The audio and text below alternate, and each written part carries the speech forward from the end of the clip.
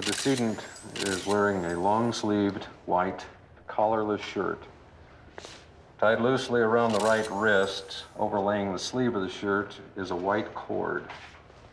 Do you ever mention that before?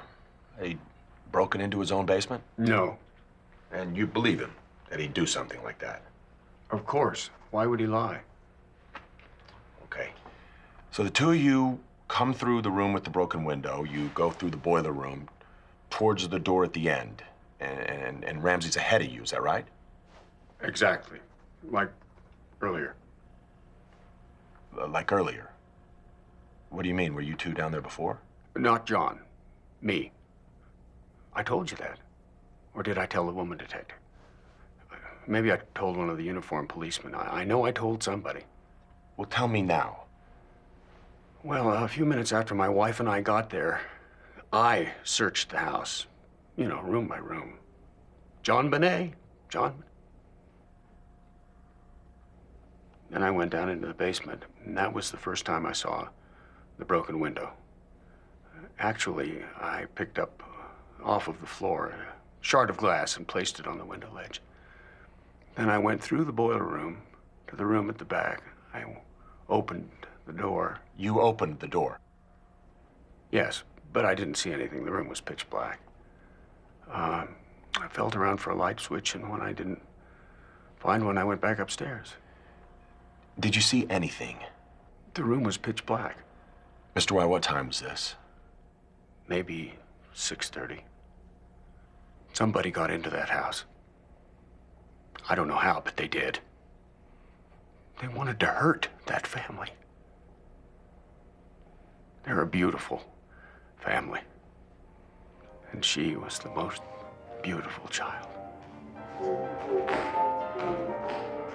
I wanna be a cowboy, sweetheart. I want to learn to rope and to ride. Out on the plains and dance across the great divide. Good. Let's do it again. And again and again and again.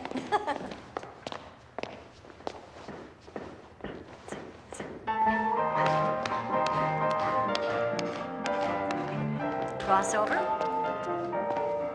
I wanna be a cowboy, sweetheart. I want to learn to rope and to ride. The pageants were Patsy's gigs.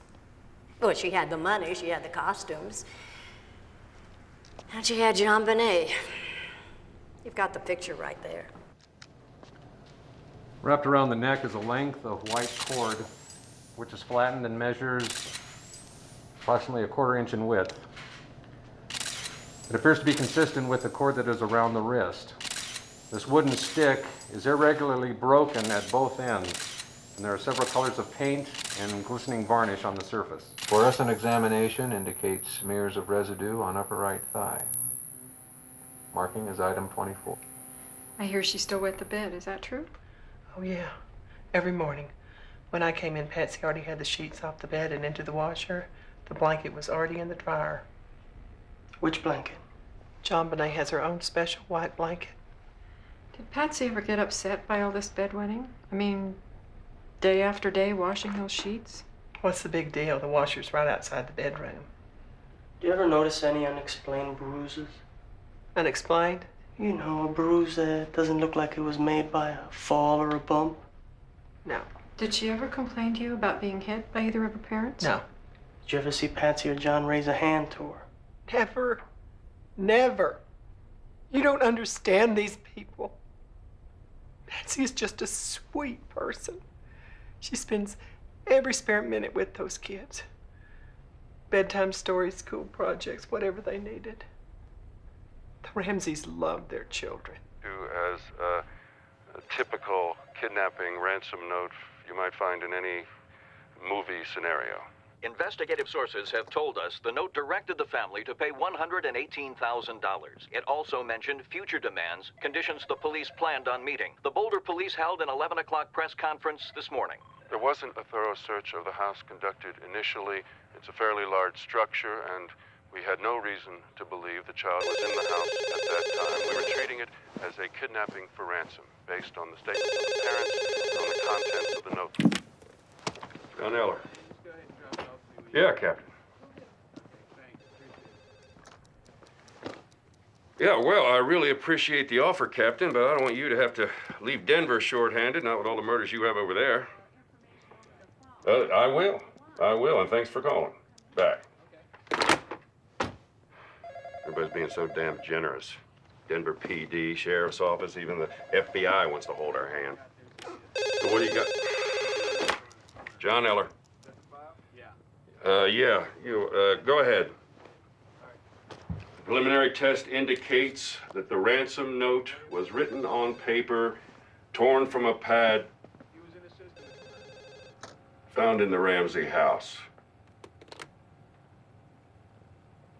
Thanks. There you go, that's what you wanted. Did you get that? Got it. What else? As of now, we have no indication of forced entry, but the burglar alarm was off and lots of people seem to have keys. Meyer found a subdermal hematoma below a skull fracture, so it's possible a blow to the head contributed to her death, but it might have been the rope around her neck is what killed her, and we still have no idea what room she was killed in. The coroner sent a bunch of samples to the CBI labs, and one of them from her thigh. Looks like it might be semen. Seaman. Okay. I want the Ramsey's questioned as soon as possible.